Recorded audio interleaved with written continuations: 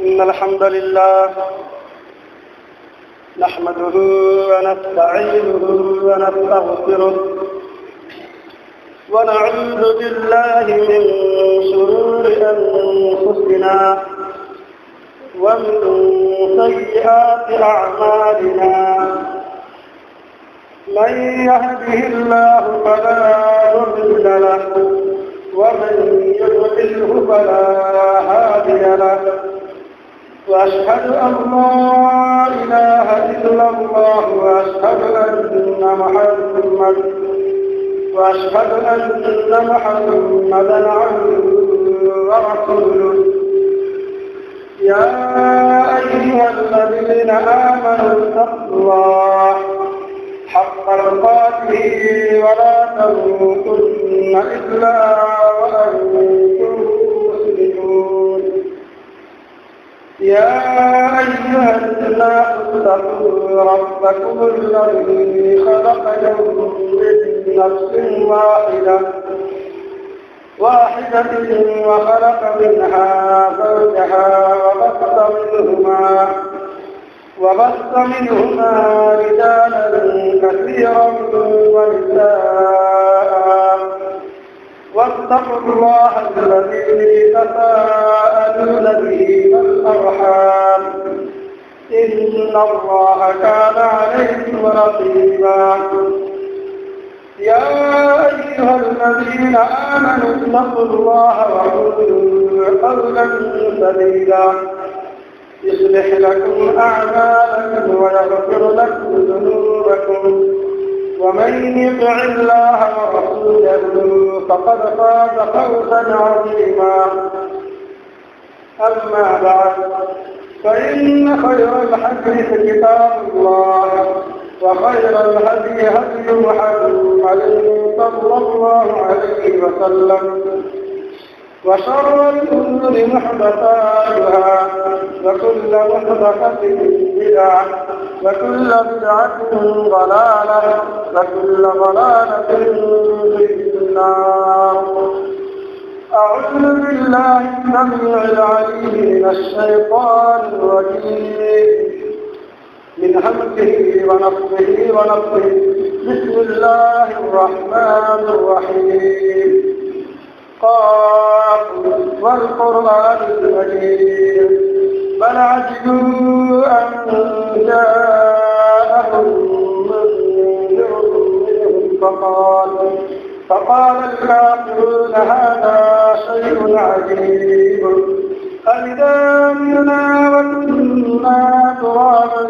ذلك رجع بعيد قد علمنا ما تنقص الأرض منهم وعندنا كتاب حفيظ بل كذبوا بالحق لما جاءهم فهم في أمر مريض أفلم ينظروا إلى السماء فوقهم كيف بنيناها وزيناها وما لها من فروج والأرض مددناها وألقينا فيها رواسي وأنبتنا فيها من كل زوج بهيج تبصرة وذكرى لكل عبد منيب ونزلنا من السماء ماء مباركا فأنبتنا به جنات وحسب الحصير والنخل باسقات لها طلع نضيد رزقا للعباد وأحيينا به بلدة ميتا كذلك الخروج كذبت قبلهم قوم نوح وأصحاب الرس ثمود وعاد وفرعون وإخوان لوط وأصحاب الأيكة وطرف الضبع كل كذب الرسل فحق وعيد أفأعينا بالخلق الأول بل هم في لبس من خلق جديد ولقد خلقنا الإنسان ونعلم ما توسوس به نفسه ونحن أقرب إليه من حبل الوريد إذ يتلقى المتلقيان عن اليمين وعن الشمال قعيد ما يلفظ من قول إلا لديه رقيب عتيد وجاءت سكرة الموت بالحق ذلك ما كنت منه تحيد ونفخ في الصور ذلك يوم الوعيد وجاءت كل نفس معها سائق وشهيد لقد كنت في غفلة من هذا فكشفنا عنك غطاءك فبصرك اليوم حديد فقال قرينه هذا ما لدي عتيد القيا في جهنم كل كفار عنيد مناع للخير معتد مريب الذي جعل مع الله إلها آخر فألقياه في العذاب الشديد قال لا تستقبلوا لدي فقد قدمت إليكم بالوعيد ما يبدل القول لدي وما أنا بظلام للعبيد بسم الله الرحمن الرحيم لن ينال الله لحومها ولا دماؤها ولكن يناله التقوى منكم فقال تعالى في موضع آخر وما أمروا إلا ليعبدوا الله مخلصين له الدين فقال النبي صلى الله عليه وسلم عن عمر بن الخطاب رضي الله تعالى عنه قال سمعت رسول الله صلى الله عليه وسلم إنما الأعمال بالنيات وإنما لكل امرئ ما نوى فمن كانت هجرته إلى الله ورسوله فهجرته إلى الله ورسوله ومن كانت هجرته لدنيا يصيبها أو امرأة ينكحها فهجرته إلى ما هاجر إليه متفق عليه. محترم السامعين الكرام، سب سے پہلے اللہ رب العالمین کی تعریف، توصیف، کبریائی، بڑائی، حمد و ثنا لائق و زیبا ہے جنہوں نے ہم اور آپ کو اس دنیا کے اندر پیدا کیا، بھیجا، ادب سے وجود میں لایا اور تمام نبیوں پر اللہ رب العالمین کی درود و سلام نازل ہو،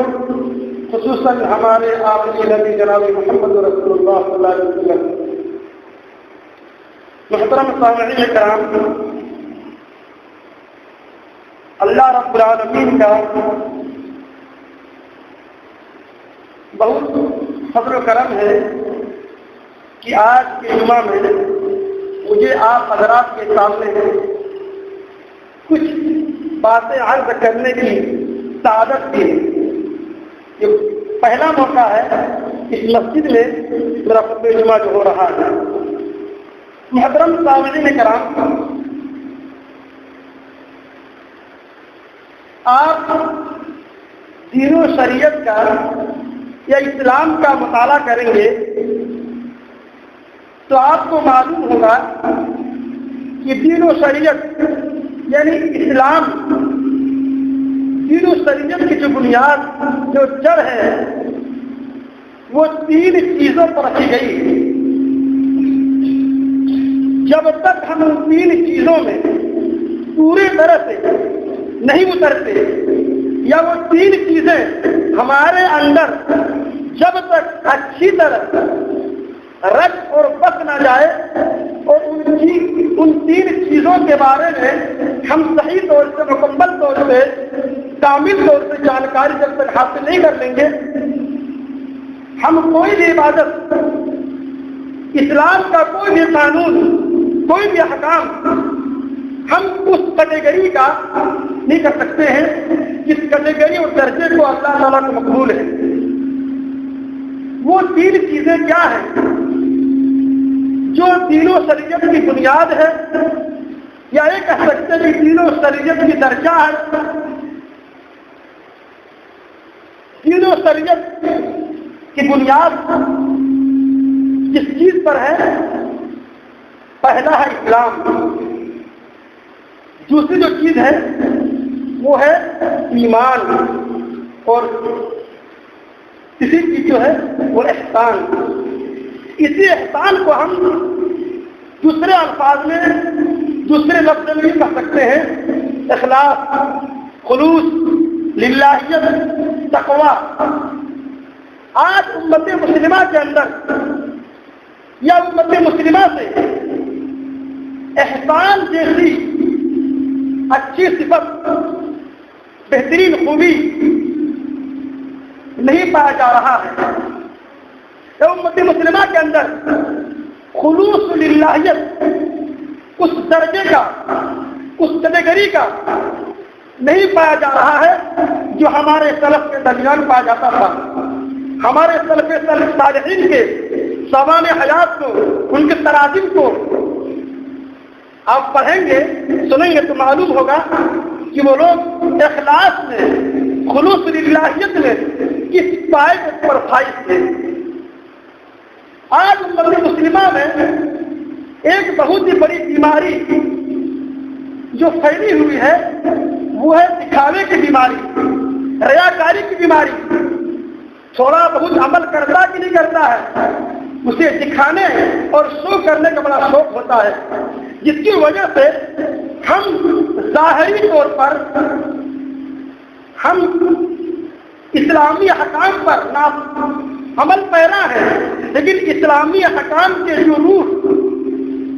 ہونی چاہیے وہ ہمارے دلوں میں نہیں ہے، جس کی وجہ سے امت مسلمہ آئے دن مصائب و آلام، پریشانی اور تکالیف میں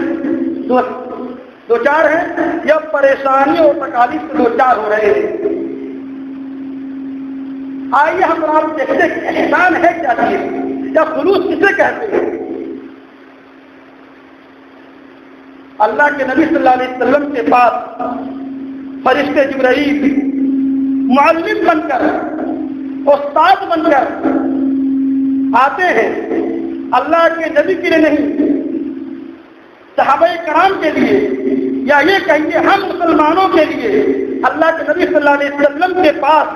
اللہ تعالیٰ بطور معلم، بطور استاد، بطور ٹیچر اس کو بھیجتے ہیں، اور وہ نبی کریم صلی اللہ علیہ وسلم سے سوال کرتے ہیں کہ مل احسان، احسان کیا ہے؟ احسان کے بارے میں مجھے بتلائیں۔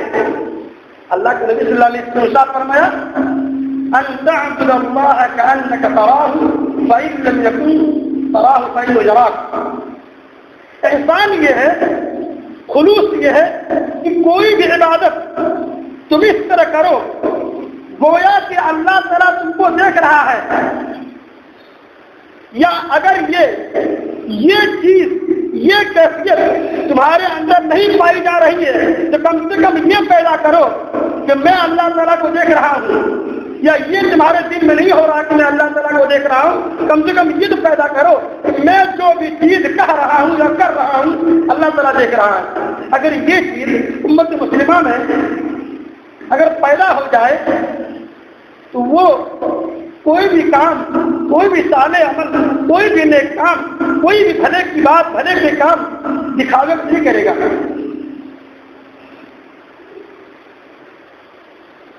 اللہ رب العالمین نے سورہ حج کے اندر ارشاد فرمایا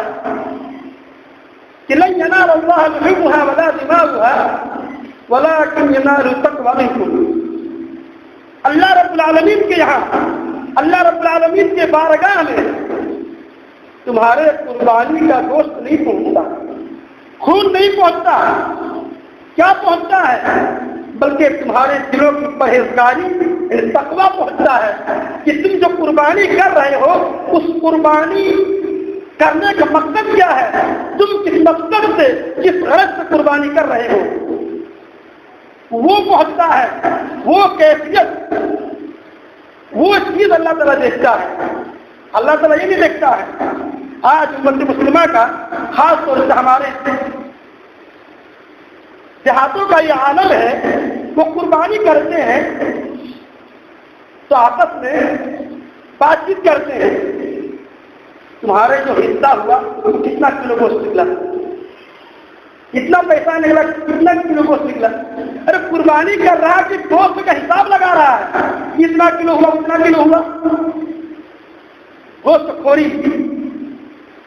ہمیں اللہ رب العالمین کے یہاں مالی عبادت پیش کرنا ہے. وہ جو ہم پیسے جو خلوص کے ساتھ خرچ کر دیے, اللہ رب العالمین نیت کو دیکھتا ہے, تقوی کو دیکھتا ہے. اسی لیے یہ کہنا بالکل بیجا نہیں ہوگا کہ اس درجے کے خلوص اور الہیت ہم مسلمانوں کے اندر نہیں ہے. اللہ کے نبی صلی اللہ علیہ وسلم حدیث کے راوی حضرت عمر بن خطاب ہیں, فرماتے ہیں کہ میں نے نبی کریم صلی اللہ علیہ وسلم کو فرماتے ہوئے سنا کہ اللہ کے نبی فرمایا انما الاعمال بالنیات وانما لكل امرئ ما نوى فمن كانت هجرته الى الله ورسوله هجرته الى الله ورسوله. کہ تمام اعمال کی صحت و قبولیت کا دار و مدار انحصار نیت پر ہے. مطلب یہ اس کا ہوا کہ کوئی بھی عمل ہم کریں تو اس اعمال کا جزا و بدلہ نیت کے مطابق طے ہوتا ہے. نیت کے مطابق اللہ رب العالمین اعمال کا بدلہ ہم کو دے گا. کوئی بھی آدمی یا جو آدمی ہجرت کہتے ہیں گھر کو چھوڑنا, ہجرت کی لغوی معنی ہوتا ہے گھر بار کو چھوڑنا, اور چھوڑنے کے معنی میں آتا ہے شرعی اصطلاح میں کہا جاتا ہے کہ اسلام کی خاطر اپنے گھر بار کو وطن کو چھوڑ کر کے کسی دوسری جگہ پناہ گزین ہو جانا, پناہ لے لینا. ہجرت جیسا پاکیزہ عمل, یہ عمل اگر ہم دکھاوے کے لیے یا دنیا کمانے کے لیے کریں تو اس بہترین عمل کا, پاکیزہ عمل کا ثواب ہمیں اللہ کے نہیں ملے گا. اسی اللہ کے نبی نے کہا کہ فمن كانت هجرته الى الله ورسوله, جس کی ہجرت اللہ اور اس کے رسول کے لیے ہے, یعنی جس کی ہجرت اللہ اور اس کے رسول کی رضا کے لیے ہے, خوشنودی کے لیے ہے, فہجرته الى الله ورسوله, تو اسی کی ہجرت اللہ اور اس کے رسول کی طرف صحیح اور مقبول ہوگی. اور جس کی ہجرت دنیا کمانے کے لیے یا کسی عورت سے نکاح کے غرض سے ہجرت کر رہا ہے تو پھر جس چیز کی ہجرت ہوگی وہی پائے گا. اس حدیث کے پس منظر امام طبرانی نے اپنی کتاب المعجم الکبیر میں فرماتے ہیں, جو روایت شیخین صاحب کرتے ہیں, فرماتے ہیں کہ مدینہ میں ایک عورت تھی جس کا نام ام قیس تھا. مکہ کے ایک آدمی نے اس عورت کو نکاح کا پیغام بھیجا تو وہ اس عورت نے کہا کہ تم ہجرت کر کے مدینہ آ جاؤ تو میں تم سے نکاح کر لوں گی. اور مکہ کے مسلمان مدینہ ہجرت کرنے والے تھے. مکہ کے جو کفار مشرکین تھے مسلمانوں پر طرح طرح کے ظلم کر رہے تھے, اور اس موقع سے حکم آ گیا تھا ہجرت کرنے کا. مسلمان ہجرت کرنے والے تھے. موقع کو غنیمت جانتے ہوئے وہ آدمی بھی ہجرت کے لیے روانہ ہو گیا. وہ یہ سمجھا کہ میں ہجرت کر لوں گا تو ہجرت کا ثواب بھی مل جائے گا اور میں عورت سے نکاح بھی کر لوں گا. چنانچہ اسی غرض سے, اسی مقصد سے وہ مکہ سے ہجرت کر کے مدینہ چلا آتا ہے. نبی کریم صلی اللہ علیہ وسلم کو اس کی خبر وہی کے ذریعے ہوئی کہ فلاں آدمی مکہ سے ہجرت کر رہا ہے اسلام کے لیے نہیں, نکاح کی غرض سے, شادی کی غرض سے, شادی کے مقصد سے. اللہ کے نبی صلی اللہ علیہ وسلم دوران خطبہ اس حدیث کو پیش کر دیا کہ جس کی ہجرت اللہ اور اس کے رسول کے لیے ہوگی اسی کی ہجرت مقبول اور صحیح ہوگی, اور جس کی ہجرت دنیا کمانے کے لیے یا عورت سے شادی کے لیے ہوگی تو پھر جس چیز کی ہجرت ہوگی وہی اس کو ملے گا. صحابہ کرام کے درمیان اس آدمی کا لقب پڑ گیا مہاجر ام قیس کے نام سے, کہ ام قیس عورت ہی کے لیے انہوں نے مکہ سے مدینہ ہجرت کی. کیا معلوم ہوا کہ نیت میں اگر فساد ہے, بگاڑ ہے, تو بڑے سے بڑے عمل بھی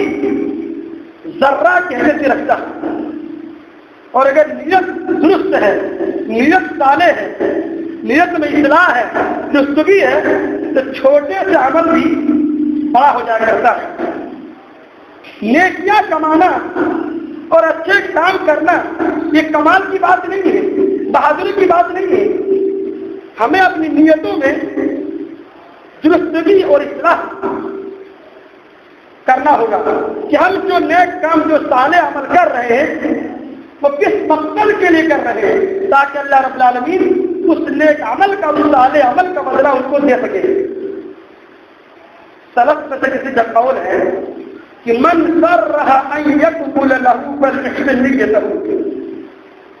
اگر کوئی شخص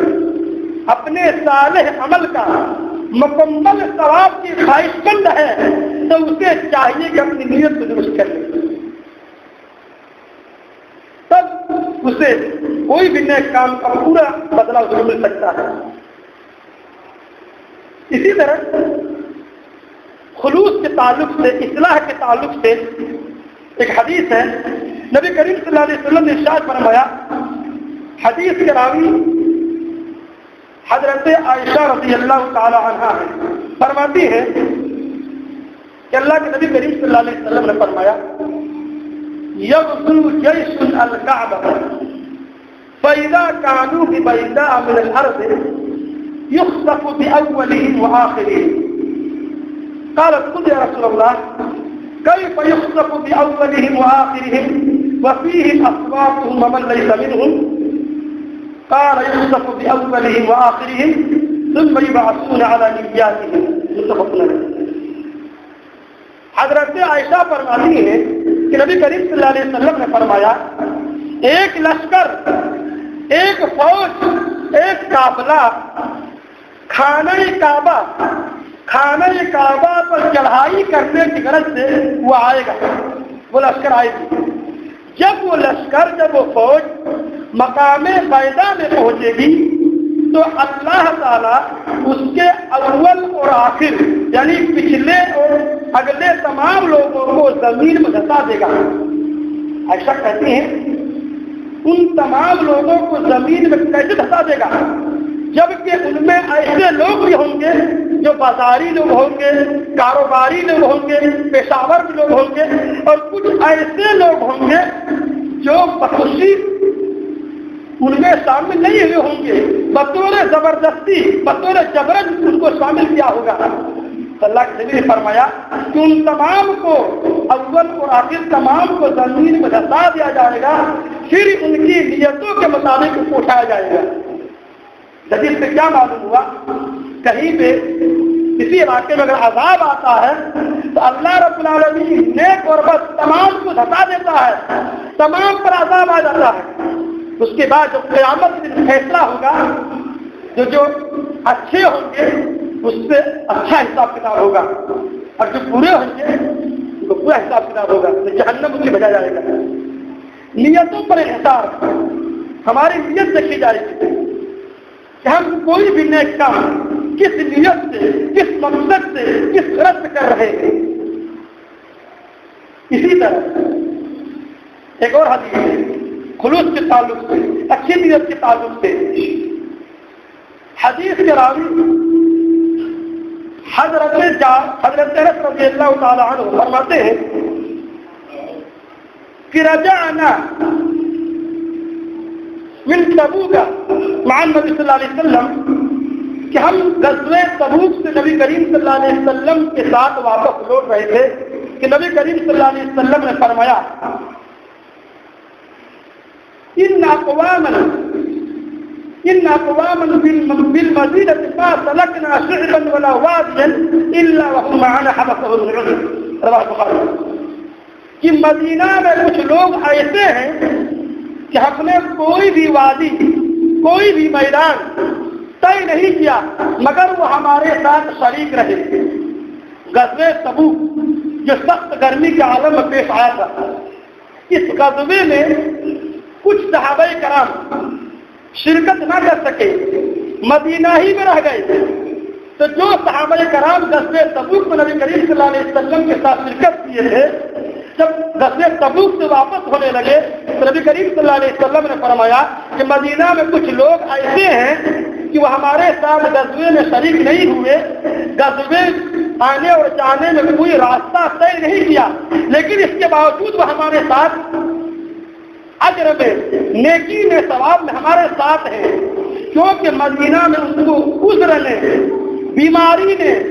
روکے رکھا ہے، بس ان کو عذر نے روکے رکھا، یعنی ان کی نیت صحیح تھی، غزوے میں شرکت کرنے کی نیت تھی، جنگ میں جانے کی شرکت کرنے کی نیت تھی، لیکن بیماری کی وجہ سے یا کوئی عذر کی وجہ سے وہ غزوے میں جنگ میں شرکت نہ کر سکے، اس وجہ سے، لیکن نیت صحیح تھی، درست تھا، نیت میں کھوٹ نہیں تھا، نیت میں پاکیزگی بہتری کی وجہ سے، درستگی کی وجہ سے ان کو جہاد کا ثواب مل رہا ہے۔ گھر بیٹھے کوئی بھی کام کریں ہم، خاص کر کے نیکی اور بھلے کی کوئی بھی کام کریں، وہ کام کرنے سے پہلے ہم اپنی نیتوں کو درست کر لیں، ارادوں کو درست کر لیں کہ ہم کس ارادے سے، کس مقصد سے اس نیک کام کو انجام دے رہے ہیں۔ اسی طرح سے بتاؤ کا کیا ہوتا ہے، اگر آدمی کا، مسلم کا، مومن کا نیت میں درستگی رہتا ہے، نیت میں اصلاح ہوتا ہے، تو بسا اوقات عمل کیے بغیر بھی اللہ تعالیٰ سلام دیتے دیتا ہے۔ حدیث کے راوی حضرت عبداللہ بن عباس ہیں، فرماتے ہیں کہ نبی کریم صلی اللہ علیہ وسلم اپنے رب سے ناراض کرتے ہیں۔ نبی کریم صلی اللہ علیہ وسلم اگر کوئی بات اللہ تعالیٰ کی طرف سے منسوخ کر کے کہتا ہے تو وہ حدیث قدسی ہے۔ اللہ کے نبی صلی اللہ علیہ وسلم نے فرمایا ان اللہ كتب الحسنات والسيئات ثم بين ذلك فمن هم بحسنة فلم يعملها كتبها الله عنده حسنة كاملة وإن هم بها فعملها كتبها الله 10 حسنات إلى 700 مثل أضعاف كثيرة وإن هم بسيئة فلم يعملها كتبها الله عنده حسنة كاملة وإن هم فعملها كتبها الله عنده سيئة واحدة متفق عليه۔ حدیث کے راوی عبداللہ بن عباس ہیں، وہ نبی کریم صلی اللہ علیہ وسلم سے روایت کرتے ہوئے کہتے ہیں کہ اللہ کے نبی صلی اللہ علیہ وسلم اپنے رب سے روایت کرتے ہوئے فرماتے ہیں کہ اللہ تعالیٰ نے نیکیاں اور برائیاں لکھ لی ہیں، اللہ تعالیٰ نے نیکیاں اور برائیاں لکھ لی ہیں۔ یہ جملہ مبہم ہے، اس سے کچھ سمجھ میں نہیں آ رہا ہے کہ اللہ تعالیٰ نے نیکیاں اور برائیاں لکھ لی ہیں، کیا مطلب؟ پھر اللہ کے نبی صلی اللہ علیہ وسلم اس کی تشریح کرتے ہیں، وضاحت کرتے ہیں، کھول کر کے بیان کرتے ہیں۔ کیا بیان کرتے ہیں کہ اگر کوئی شخص کسی نیک کام کا، بھلے کام کا، صالح کام کا ارادہ کر لیتا ہے، نیت کر لیتا ہے، اور اگر کسی وجہ سے وہ کام نہیں کر پاتا ہے تو اللہ تعالیٰ اپنے پاس ایک نیکی، ایک کامل نیکی لکھ لیتا ہے، اور اگر ارادے کے مطابق، نیت کے مطابق وہ نیک کام کر لیتا ہے تو اللہ تعالیٰ 10 گنا سے لے کر 700 گنا بلکہ اس سے بھی زیادہ بڑھا کر اس کے لیے لکھ لیتا ہے۔ اور اگر کوئی آدمی کسی برائی کا ارادہ کر لیتا ہے اور نہیں کر پاتا ہے یا نہیں کرتا ہے تو اللہ تعالیٰ کتنا غفور رحیم ہے کہ اسے بھی اپنے پاس ایک کامل نیکی لکھ لیتا ہے، اور اگر ارادے کے مطابق برائی کر بھی لیتا ہے تو ایک ہی برائی لکھتا ہے۔ ارادے کے مطابق نیک کام کرے 700 گنا سے لے کر 10 گنا سے لے کر 700 گنا بلکہ اس سے بھی زیادہ اللہ تعالیٰ ثواب دے رہا ہے نیک کام کو ارادہ کرنے کے مطابق کر لینے میں۔ اور اگر برائی کر لیتا ہے، برائی کا ارادہ کر لیتا ہے، برائی کر لیتا ہے تو ایک ہی گناہ لکھتا ہے۔ اس سے کیا معلوم ہو رہا ہے؟ نیت میں اصلاح نیت کی درستگی اور اخلاص کی کیا اہمیت اور فضیلت ہے یہ معلوم ہو رہا ہے۔ ہم اور آپ کوئی بھی کام کریں، آج ہم جس ایام سے جس مہینے سے گزر رہے ہیں وہ ذی الحجہ کا مہینہ ہے، ان میں ہم سب سے بہترین عمل حج اکبر کے دن جو ہم سر انجام دینے والے ہیں قربانی جیسی پاکیزہ عمل، بہترین عمل، روپیہ پیسہ خرچ کرنے کے بعد یہ عمل ہم سے ہوتا ہے، اور اس عمل میں ریاکاری ہے، دکھاوا ہے یا گوشت خوری ہے، اللہ رب العالمین کی ذرہ برابر نیکی کی امید نہ رکھیں۔ اللہ رب العالمین رحم و کرم سے دے دے وہ الگ بات ہے، لیکن ہم امید نہ رکھیں۔ اسی طرح خلوص کے تعلق سے، اخلاص کے تعلق سے نبی کریم صلی اللہ علیہ وسلم سے ایک حدیث ہے، حدیث کے راوی حضرت معن بن یزید ہے، وہ فرماتے ہیں اخرج ابی یزید دنانیر، کان ابی یزید اخرج دنانیر يتصدق بها فوضعها عند رجل في المسجد فجئت فاخذتها فاتيته بها فقال، کہتے ہیں معن بن یزید کہ میرے باپ یزید نے صدقہ کرنے کی غرض سے کچھ دینار کچھ پیسے نکال کر مسجد میں ایک آدمی کو دے دیے تاکہ مسجد کے آدمی کھوج کر کے غریبوں میں فقراء میں تقسیم کر دے۔ چنانچہ مجھے معلوم ہوا تو میں مسجد گیا اور اس آدمی سے وہ دینار لے لیا اور گھر لے آیا۔ جب میرے والد کو معلوم ہوا تو انہوں نے کہا، اللہ کی قسم میں نے تجھے دینے کا ارادہ نہیں کیا تھا۔ اس کے بیٹے مان کہتے ہیں میں نے جھگڑے کو نبی کریم صلی اللہ علیہ وسلم کے پاس لے گیا تو نبی کریم صلی اللہ علیہ وسلم نے کہا، وَلَكَ مَا نَوَيْتَ يَا یزید، اے یزید تو نے جو نیت کی تھی اس نیت کا بدلہ اور ثواب اس کو مل گیا، اور اے معن تو نے جو لیا وہ تیرے لیے جائز ہے۔ یزید معن کے بعد یزید نے صدقہ جو کیا تھا، صدقے کی نیت کرنے کی غرض سے وہ پیسے کو مسجد میں کسی آدمی کو دے دیا تھا۔ نیت میں اصلاح ہے، صدقہ کرنے کی غرض ہے کہ فقراء و مساکین کو ہم نہیں تلاش کریں گے، مسجد میں جو آدمی ہے وہ تلاش کر کے فقراء مساکین کو جو صدقہ میرا ہے وہ دے دے۔ اس نیت اچھی نیت کی بنا پر وہ دیا تھا، لیکن جا کر کے اس کے بیٹے نے پیسہ نہیں دیا۔ اللہ کے نبی کیا دے رہے فیصلہ کہ یزید تو نے جس نیت سے پیسہ جو نکالا تھا اس نیت کا بدلہ تمہیں مل گیا، اور تیرے بیٹے نے جو دے دیا اس کے لیے جائز ہے۔ نیت میں اصلاح اور درستگی کی وجہ سے کتنا بڑا فائدہ ہو رہا ہے۔ ہم اور آپ کو چاہیے کہ اپنی نیتوں میں اصلاح پیدا کریں، اپنی نیتوں کو درست کریں۔ آئیے ہم اور آپ دیکھتے ہیں کہ سلف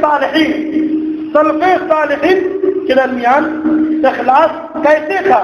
وہ لوگ اپنے نیک کام کو، اچھے کام کو لوگوں کی نظروں سے بچ کے کرتے تھے۔ آج ہم کوئی بھی نیک کام کریں دکھانے کے لیے، شو کرنے کے لیے، کسی کو بتانے کے لیے بے چین رہتے ہیں۔ حضرت ایوب سختیانی ایک تابعی ہے، ان کا حال یہ ہے کہ جب وہ کسی واعظ و نصیحت کے مجلس میں ہوتے اور واعظ و نصیحت سن کر کے اس کی آنکھیں نم ہو جاتی، دل نرم پڑ جاتا، رونے کے قریب جب ہو جاتے مجلس سے اٹھ جاتے۔ کیوں؟ تاکہ کوئی آدمی خوف خدا میں روتے ہوئے اس کو دیکھ نہ لے، خوف خدا میں روتے ہوئے کوئی آدمی اس کو دیکھ نہ لے، اس غرض سے وہ واعظ و نصیحت مجلس سے اٹھ جاتے تھے۔ اسی طرح حضرت عمر رضی اللہ تعالیٰ نے فرماتے تھے، اللہم اجعل لی کلہ صالحا، اللہم اجعل عملی کلہ صالحا واجعلہ لوجہک خالصا ولا تجعل لأحد شیئا۔ اے اللہ تعالیٰ میرے تمام نیک اعمال کو صالح کر دے اور ان تمام نیک اعمال کو تیری رضا کے لیے ہو، تیرے خوشنودی کے لیے ہو اور اس میں کسی کا شرکت نہ ہو، کسی کا حصہ نہ ہو۔ ہم کوئی بھی نیک کام کریں وہ صالح ہو جائے اور وہ صالح عمل صرف تیری رضا کے لیے ہو، خوشنودی کے لیے ہو، اس میں کسی غیر کا حصہ نہ ہو، یعنی اللہ رب العالمین کے علاوہ کسی غیر کا اس نیک عمل نہ ہو، کسی غیر کے لیے وہ نیک عمل نہ ہو۔ آج ہمارا جو نیک عمل ہو رہا ہے وہ اللہ کو چھوڑ کر لوگوں کے لیے ہو رہا ہے، لوگوں کو دکھانے کے لیے، لوگوں کی نظروں میں اچھا بننے کے لیے، لوگوں کی نظروں میں اچھا آدمی ہے، پانچ وقتی نمازی ہے، تہجد گزار ہے، یہ کہلوانے کے لیے نہ ہو، وہ نیک عمل اللہ کی رضا کی خوشنودی کے لیے ہو۔ اسی طرح ربیع ابن خیثم ایک تابعی ہے، ان کے اخلاق اور خلوص کا یہ حال تھا کہ وہ ہر نیک کام لوگوں کی نظروں سے بچ کے کیا کرتے تھے۔ بسا اوقات کیا ہوتا کبھی کبھار جب قرآن پڑھتے اور کسی کی جب آہٹ سنتے تو قرآن بند کر دیتے تاکہ کوئی آدمی دیکھ نہ لے کہ قرآن پڑھ رہا ہے۔ آج ہم رات کوئی نہیں ہے مسجد میں قرآن نہیں پڑھتے ہیں، جب دیکھتے کہ لوگ آ رہے ہیں قرآن کھول کے بیٹھ جاتے ہیں، فلاں پہلے پہنچ کے وضو کر کے قرآن پڑھ رہا ہوتے ہیں، مسجد میں جھاڑو مار رہا ہے اچھا آدمی بنانے کے لیے۔ ہمارے سلف صالحین یہ نہیں کرتے تھے، وہ لوگوں کی نظروں سے بچ کر کے اچھے کام کرتے تھے تاکہ وہ اچھے کام کا بدلہ ہم کو آخرت میں ملے۔ ہم کوئی بھی نیک کام کرتے ہیں، خاص کر کے امت مسلمہ کا یہ حال ہو چکا ہے کہ وہ نیک کام کا بدلہ لوگوں سے چاہتا ہے کہ ہم نیک کام کریں، ہم کو شاباشی دو، ہم کو اچھا آدمی کہو۔ اسی طرح حضرت علی بن حسین ایک تابعی ہے، وہ ان کے اخلاق کا یہ حال تھا کہ وہ رات کے اندھیرے میں پیٹھ پر اناج کا بوریا لے کر کے فقراء و مساکین میں تقسیم کرتے تھے۔ حضرت عمر بن ثابت کا کہنا قول ہے کہ علی بن حسین کے انتقال کے وقت جب غسل دینے کے لیے، نہلانے کے لیے ان کے جسم سے کپڑا اتارا گیا تو ان کے پیٹھ پر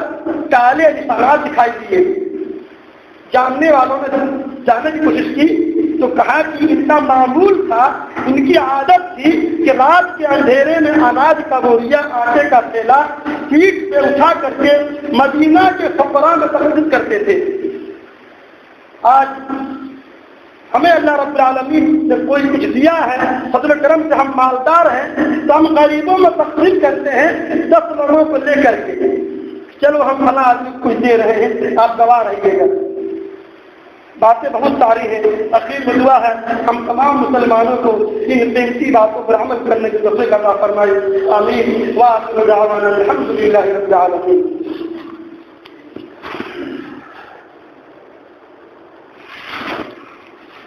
إن الحمد لله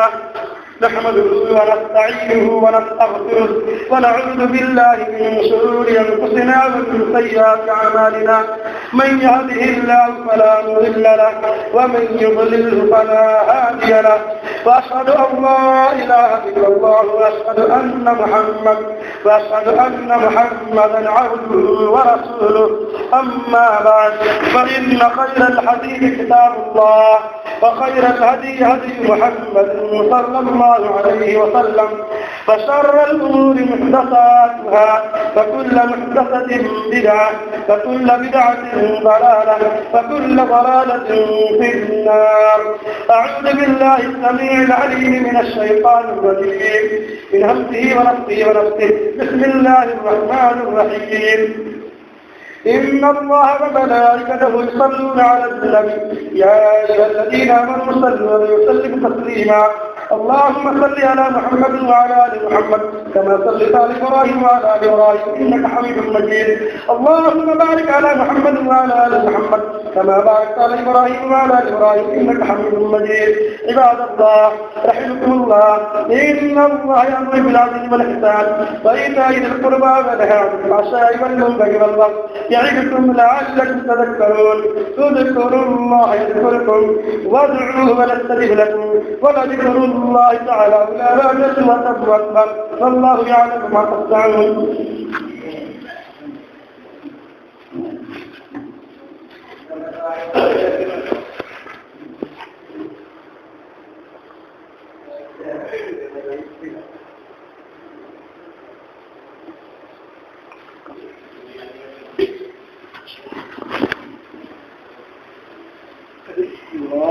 الله أكبر. لا إله إلا الله.